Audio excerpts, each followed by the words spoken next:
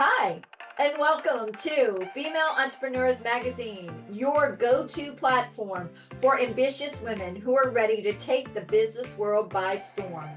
I'm your host, Angel France, and each week we'll dive into the latest strategies, stories, and success secrets from the most inspiring female entrepreneurs around the world. Today on The Real Female Entrepreneurs, our next guest is a renowned clinical psychosexual therapist. You know what? She's also a TEDx speaker and a national chairperson of the Society of Australian Sexologists. With a passion for normalizing sexuality and empowering confidence, she helps individuals and couples enhance their emotional and sexual wellness. And you know what, guys? That is something so well needed. She does all this through humor, deep insight, and a holistic approach. She is redefining intimacy, body confidence, and self expression. Get ready for an eye opening, transformative conversation with Lauren Muratore. Did I say it right? You did, Muratore. Thank you so much for having me. What an intro. Thank you. Well, you're amazing. Oh my God, this is something so many people need and they don't even realize it. So true, especially in today's climate. Yeah. I mean, how many couples that you see, if they could just improve their sex life, their communication and everything, their whole world would transform. Absolutely. Absolutely. And a lot of people notice that they think sex is the issue, but they come in and we work on a lot of other relational issues. And then it actually helps the sex. So sometimes it's a chicken and egg. Yeah, especially like financial. It's sometimes it's children, sometimes it could be anything, correct? Oh, it's we could be here for a very long time if I got into the nitty-gritty of why what helps people's sex lives, but absolutely there's so many different things going on. So, okay, you could almost take this anywhere. You could be a social worker, you can be psychiatrist, you can be almost anything. What brought you to the entrepreneurial world of really niching down into this? Yeah, great question. To be honest, I've always worked for myself. So my entire adult life, I've had this is my fourth business, and I think all roads. I mean, sexuality is my passion. It is something that I've forever absolutely adored, loved, studied, and I've got a very colorful life as well. So I think all roads were going to bring me to the field of sexology. And being that I've always ran businesses, working for myself was a no-brainer. Wow. So, entrepreneurial spirit has been in you probably since high school. Mhm. What did you sell? What is the earliest age you sold something or and had somebody purchase something from you? I just know that this is true for you. Oh, good. Actually, do you know that you'll like this story? When I was probably about 5, my mom keeps telling me a story about how I'd have a pretend briefcase and how I would sit and I'd always say, I'm doing my business, that I was busy, that I'm doing my business. And so I'd have a bunch of papers and I'd always make sure I was doing my business. That was me at 5. Okay, life hasn't changed, right? Life hasn't changed. It's just gotten a little bit more busy and complex. But I'm still doing So, my business. yeah, so my mom says I used to, look at people when she told me no to something in the store, I would convince the person in front of me or behind me why they should buy it for me. Oh, that's awesome. I love it. Yeah, so I was like, "Okay, so I always had the gift of, like, convincing people of things." Okay, Yeah, obviously. yeah, Yeah. that's a good quality. So, let's talk about balance, all right? And I'm sure you see this a lot when you're dealing in Mm. your therapy sessions and stuff, that some people have balance, some people don't, some people think they could never get it. Mm. That's probably me. But reality is how do you balance? Because we already know you've been an entrepreneur your whole life. How do you balance family, personal, and business together? Yeah, look, I'm going to be honest. It's tough. It really is. I mean, some days, some weeks, some months, I almost have every minute of the day allocated to different things. Whether it's doing my podcast or clinical work or looking after the kids. One thing that I have learned though is the importance of self care. So, not taking the approach that an hour of say going to the gym is selfish. That's actually necessary and required for me to actually do the other 23 hours of the day, right? So that is how I balance, and I also prioritize. So things will constantly kind of move on my list of priorities, and um, I just kind of don't stop as well. That's probably not a lot of us can relate to that. But I also have the ability to, what I've learned is to turn off. Mm. Um, that we have to turn off at some stage, otherwise our nervous system is always in that constant state of anxiety or stress, and we do need that break. So do you have any tips for So turning off? tips for turning off would be well, to allocate the time to turn off, right? So and to not feel guilty and to not feel selfish, and to carve out that time. So I mean, whether it's going to the gym, going for a walk, reading a book, going to a spa. I mean, I turn off at night, and I meditate every single night, and that's kind of how I start to kind of ensure I get a good night's sleep.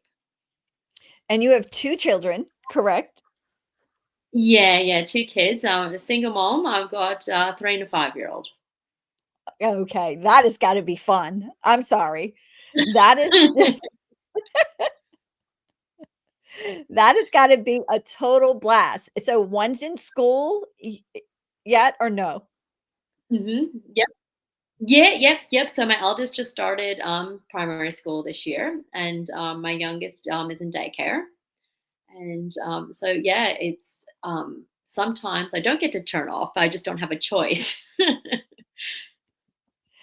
Yeah, but that's gotta be so much fun after work when you get home and they're just probably buzzing around, I'm sure.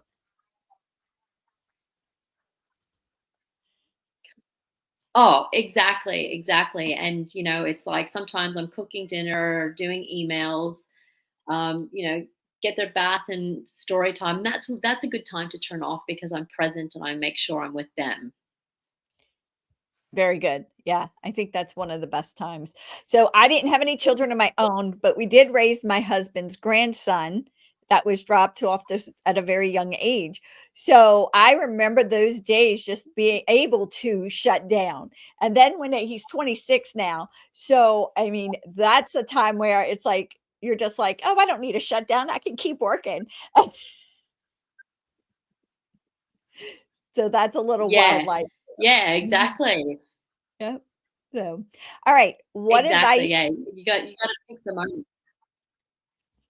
Definitely. Okay. So, what advice do you have for other women trying to grow their own career from What what you've I guess learned the so far? first tip I would Yeah, good question. I think the first thing would be to not doubt yourself. I think doubting yourself or imposter syndrome is probably the biggest thing to hold a lot of people back, especially women, and especially women. With the world we live in I mean, bringing in the misogyny or women in the workplace and inequality, right? So nobody's going to believe in us unless we believe in ourselves first, and that we can do it. And I think that's probably the first thing to start. Mhm. And knowing what you've learned so far in all your businesses you've had multitude of business that were all very successful. What a tip would you go back and give your 18-year-old self? Yeah, yeah, I love this question. I would say be patient. Um, that that it will pay off in the end, and that there's no such thing as a mistake. That everything that you learn, or maybe that you think you didn't do good enough, it really was just a learning experience, and that I've gained so many tools that I didn't think I would ever have needed. And I guess it's just keep adding to the toolbox and have patience. That's all necessary. Yeah, I have a belief system that if something happens to you, it was meant for a purpose and for you to learn something and to be Mm. able to move forward. Yeah, I like absolutely. And the more we can learn, the more we can grow. Mhm. 100%. The other thing is that always gets me is because of the businesses you've had, I'm sure you've taken some steps to do something to advance your career that maybe someone else has told you that's not gonna work, but it did work. Any idea what that is, and do you mind sharing?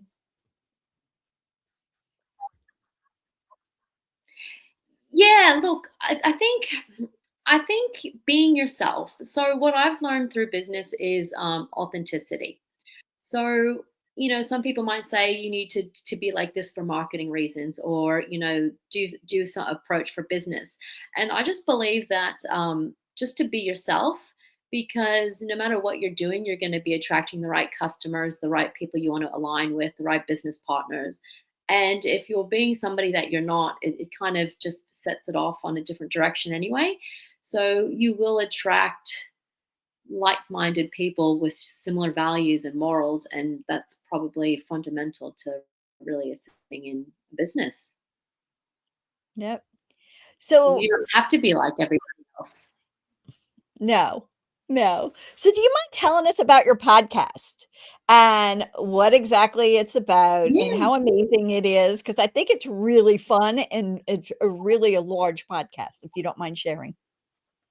Oh, thank you. Yeah, it's called Sex, Love, and Science with Lauren Muratore. And I've done 3 seasons already. And what I've been doing is just actually normalizing conversations about sexuality. So I'll discuss a different topic and I'm having guests from around the world at the moment, which is really cool. And just getting different topics that people like that we're not talking about, that's not accessible. And just hearing people bring different evidence and different research to the table to say, well, this is in the field of sexuality. Here's, and also making sure that people have a tip or something to take home from that episode. So I've done episodes on sex and autism, BDSM, male sex work, conflict, attachment theory, desire, differential libido styles. So there's something in there for everyone and nobody wants to talk about sex, right? We can't put it in mainstream because it's taboo or we get censored. So I'm trying to bring all my clinical experience to an episode with a little bit of humor and fun and anecdotal and evidence based. Well, because you're a scientist at heart. So number 1, you're gonna bring the evidence to prove the fact of what you're saying. Probably. Yeah. And you're fun, so you're gonna make sure that they understand it in a way that gets them chuckling and just lighthearted as well. 100%, because sex doesn't have to be scary or something, like when you can add a bit of humor, it normalizes it. So can you share any future plans and goals that you have for your career? Are we writing a book or anything else? I'm writing a book. I'm almost finished with it. Yeah, it's actually, the topic is on the same premise that my TEDx talk was. And so it's actually there's nothing like it on the market, and it's a how-to book. So it's going to be an actual self-help book that's going to give people steps and a map on a direction. And so I'm actually really excited, and I'm just looking for a publisher, and I just need to keep tweaking it. Hopefully, it'll be out in the next 12 months. I'm hoping. Yay, within a year. Awesome. All right. Anything else that's coming up on the horizon that we should look for? Oh, good. Well, I'm applying to different talks and things, so you might be seeing me in different places, and I don't. I might start doing different, I guess, kind of global webinars and stuff. And Hmm. so that might be something like, here's a topic where people, can, I guess, purchase a ticket, and here's a conversation. But that might be a little bit farther down in the future. I've got my plate is incredibly full of the chair work, my clinical work, and the speaking work, and writing a book. Well, it's in future plans, so it works. Yeah, yeah, yeah. All right. If you had a superpower for just one day, what would it be? Yeah. Look, you know what? I joke with my kids that I wish sometimes I was an octopus and I had 8 arms, and I'd like my superpower to have 8 arms and where I could do a little bit like I already do maybe 4 things at once, but if I could do 8 things at once, I'd feel like that would be a superpower. 8 things at once and have things automated. So we're up to 16. Exactly. I'd rather, and it's efficient, and then there goes our and then there we're carving out even more self-care time then. 100. Oh my god, that would be perfect, huh? Yep. Yep. So I like to work efficient. Yeah, so, like, one of my go-tos are a steam room with a book. I know it's crazy, but I'm Mhm. doubling up on it, and everybody's like, "You're wilting your book." I bought the book. If I'm gonna wilt it, I'm gonna wilt it. Yeah, exactly. Oh, that sounds quite peaceful, doesn't it? So, Oh my god. Yeah, it's fabulous. I hmm. got your wheels spinning going, "Hmm, let's go do that." Yeah, yeah, I just I just thought, "Oh, there's a Yeah. steam room down the road. That sounds fun." Alright, what's one fun fact about you that not a lot of people know about? Gosh. Well, I think I told you my fun fact earlier about being 5 and doing my business. I've never Oh, that's told anybody cute. that story in my life. That was really cute. I could just see you. Did you have glasses back then? I could just see you with very studious with your briefcase. Oh, no, no, I didn't not at 5, but, yeah, no, the glasses came, I think, about 9 or something, I can't really recall. Yeah, Mm, yeah, mine came around 8 or 9 too, so I understand. Alright, yeah. what is a favorite book you have? That's this is a tricky one, right? Because Mhm. I do a lot of reading for work. Um, oh, I would say I really love the book by Harriet Lerner. The Dance of Anger probably be my favorite book. The Dance of what? Because you broke up a little bit. Oh, The Dance of Anger. The Dance of Anger. Oh, that's gotta be Mm, cool. yeah, I've got it on my bookshelf. Do you want me to I'm show it like, to you? "No, I'm gonna go and get it." I'm gonna order it right away, right when I get off. Alright. What about a favorite song? Oh, look, I absolutely love music. I would say David Bowie is my god, and and I'm an old school kind of punk metal rock chick. So look, the Clash will get me up pretty much all the time. Alright, what about a favorite quote? Oh, look, do you know, there's so many different quotes from like wonderful people, I think, throughout time. But I thought about this and I thought I'm going to give 2 quotes from actually 2 very best friends of mine. Okay. One friend was a best friend of mine who passed, he was 83, and he always told me or signed the email, "Keep the faith," or keep on keeping."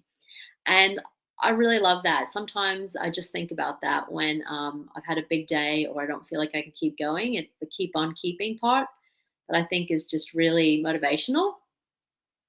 Do you wanna give And us his name? Do you wanna give us his name? the late John Bale, he was a very very dear friend of mine. Awesome. Okay. And Yeah. next?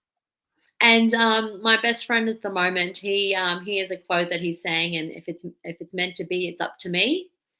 Mm. And that's his kind of mantra. And I don't want to steal his mantra, but I think that's quite powerful.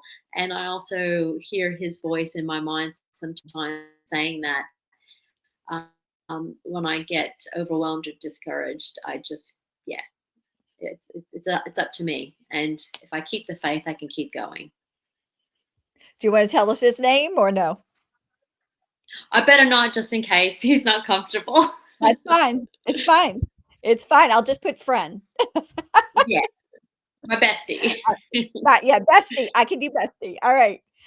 How do you stay motivated? You gave us some tips, but how do you really stay motivated?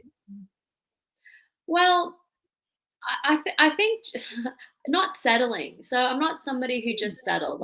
My drive is probably insatiable, and I just keep going. And the other motivation I have is for my family and my kids. I just constantly want a better life for us and them, and I'm putting food on the table for them, and I want to give them a life that I didn't have.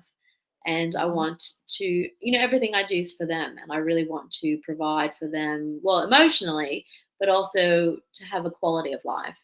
And I know it's not always financial, but there is a great deal of emotional part of that. So back to the balance is ensuring that I'm also present in there. Okay.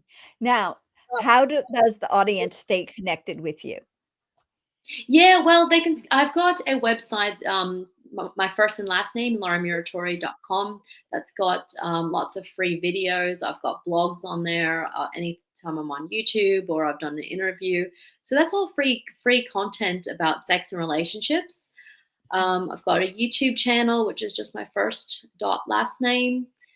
My clinical practice, which is my private practice, I'm the director of. It's integrated sex and relationship therapy. Unfortunately, I couldn't practice to anybody in North America due to my insurance, but I can do public speaking, webinars, and different things to my North American audience. So and I'm also on Instagram. It's integrated.sx therapy. So it's really unfortunate being in the world of sex therapy because we're heavily censored, right? Like, how do you have a job and not being able to use your title? It's just absolutely ridiculous. So, yeah, it's tough. Yeah. So is there anything else we didn't discuss that you'd like our female audience to know more about that we didn't talk about? Well, I guess just to feel more empowered that, I mean, I know this isn't a whole conversation about sex, but I guess feeling empowered and believing in ourselves kind of holistically translates in lots of different ways. So whether we're believing in ourselves in a business sense, we have confidence in the bedroom, confidence is who we are as parents. I think that really all changes the way we are, right? So the stories that we tell ourselves are very important. And I think that kind of relates to any facet of life.